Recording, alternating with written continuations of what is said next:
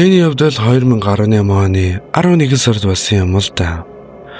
Үүнийг би өөрийн ихчээсээ сонссон юм. Тэр энэ талаар бараг хэнд ч ярьдаггүй. Яагаад гэвэл өөрөө юу ч харсан гэдгээ одоо болтол бац та мэддэггүй. Би тухайн үед говь алтай сургуультанд явчихад шөнө буцах замдаа гарсан юм. 700 гаруй километр явж шаш таарах байсан ч би яарад шөнө гарсан юм л да. Шөнийн 1 цаг 30 минут гэхэд хинч байхгүй. Тэнгэр саргүй. Зөвхөн замын гэрэл цас гялалцсан. Нэг л мэдхэд орчин өөрчлөгдөх шиг болсон. Бүх зүйл намгүй. Замын гэрэл хоорондын зай уртсан харагдана. 2 цаг 14 минутанд зам дээр нэгэн эмэгтэй зогсож байлаа. Харагдахаараа 40 орчим настай, дээлийн захнаас өнгөн барьсан, нүүр нь харагдахгүй байлаа. Би гайхсан ч гэхдээ хаахаагүй л дээ. Үнэл байна гэж бодсон. Би цонхоо таашлуулад "Хөөе, зүгээр үү?" Тэр над руу харалгүй шивсэн. "Хязгаарч артаа харахгүй шүү. Би хязгаарч артаа хараагүй." Тэгээд л намгүн болж эмэгтэй алхаад явсан юм л да. 20 минутын дараа урд нэг асфальттай машин зогсож байлаа. Би буугаад харахад нэгэн эрэгтэй хүн зогсож байв. "Зүгээр үү? Машин чинь нэвдэрчгүй?" Гэтэл тэр над руу биш зам руу харж зогсоод асуулаа.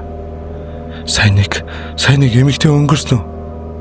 Тэр асуулт нь нэг л төгшөртэй асуулт байсан. Би харин тий, зам дээр л зогсож байлаа. Гэхэд эрэгтэй хүн хацран датгансан юм шиг боллоо. Тэр эмэгтэй 2015 онд тэнд хүүхдтэйгээ хамт тусалсан юм. Тэр өдрөөс хойш шөнө бүр өвч хүмүүсээс хүүхдээ нэгтгэх юм л та. Хүмүүс хайдаа бүр мөргөнгөө алдаа зогсдог. Гэхдээ эргээд харахад л тэр эмэгтэй алга болцсон байдаг. Харин яг тэр үед нэг зүйлийг анзаарсан юм. Тэр машин дугуйгүй. Урд шилэн хагарсан, тоосон дарагдсан. Үнэхээр удаан аягдсан мэт байлаа. Хажууд нь зогсож байсан тэрээр сүүдэр шиг бүдгэрч харагдсан. Би ч жаахан айсандаа болоод бошоохон машиндаа суугаад хөдлөлөө. Тэгэхэд арын судал тэр хүн сууж байгаа юм шиг. Замдаа би арын дойл руу харахгүй гэж шийдсэн ч гэхдээ хин нэгэн араас хараад байгаа юм шиг мэдрэмж байсан. Үе хүйтэн агаар араас үлээх шиг болно. Тэгсэн ч би эргэж харалгүй явсаар хотод ирсэн юм. Хотод ирсний дараа би гэртээ ирээд машиныхаа арын суулаас сүнхээ авах гэж хаалгаа онгоолгоод цогт боссон. Арын суулийн цонхон дээр хүүхдийн жижиг гарны мөр байсан. Яг тоолны дотроос гараараа дарсан юм шиг. Би ч бушуухан гэртээ ороод тэр шөнөө 50 чундаж чадалгүй хөргөөж өнгөрөөлөө. Маргааш нь цагдаад мэдүүлэхэд тэд надад нэг л зүйл хэлсэн. Өчигдөр шөнө энэ замд ямар ч устал олоогүй. Говийн замаар чамаа ганцаараа явсныг бид камераар бүртгэсэн.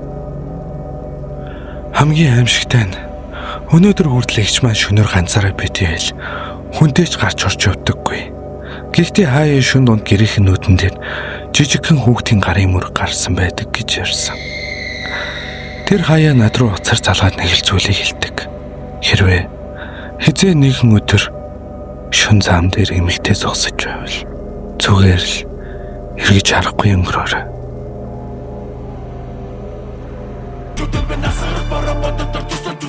Миний дайсан цагаа тулгар надад тусаж үзэгдэн хийж чадах зүйл байхгүй надад бурхан тэнгэрийг сүсэглэн дискүнүүдээс дэше харахад бүрхүү бүдэлж бүсэлээ чамаа сайн мэрэггүй намайг удаж болохгүй шүү.